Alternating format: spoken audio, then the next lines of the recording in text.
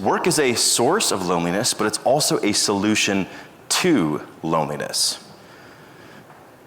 So work is a major source of loneliness. Many of you can probably relate to some of these examples, whether you're working remotely, you're the only parent of young children on a team, if you're have a coffee break or a lunch break and you're just scrolling social or checking email and not connecting with somebody, if you just lost your biggest client, if you're transitioning teams or organizations, that can be very isolating.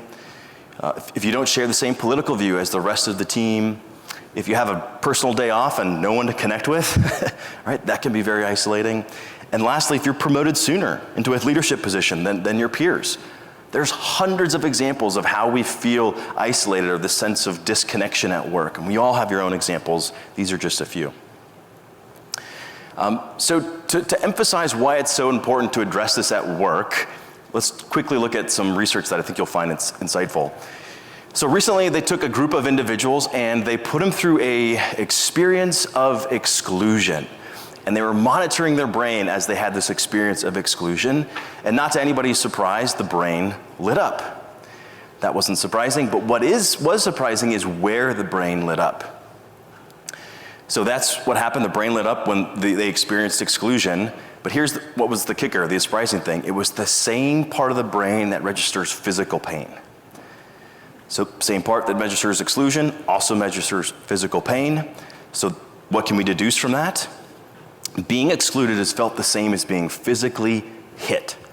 And even being excluded by a group that we don't respect is still painful. So if the folks on your teams, if they're experiencing a sense of disconnection or loneliness, and it's invisible, right? We can't see it.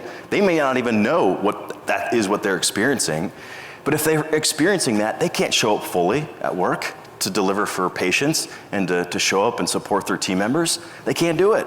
Because if they're feeling disconnected and lonely, it's as if they're getting socked in the gut.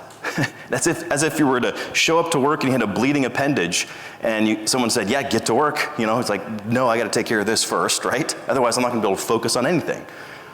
So same thing here. And that's why this group, Memorial, it's so important to address mental health, because we got to address it if we're going to show up fully to work to do the best work that we can.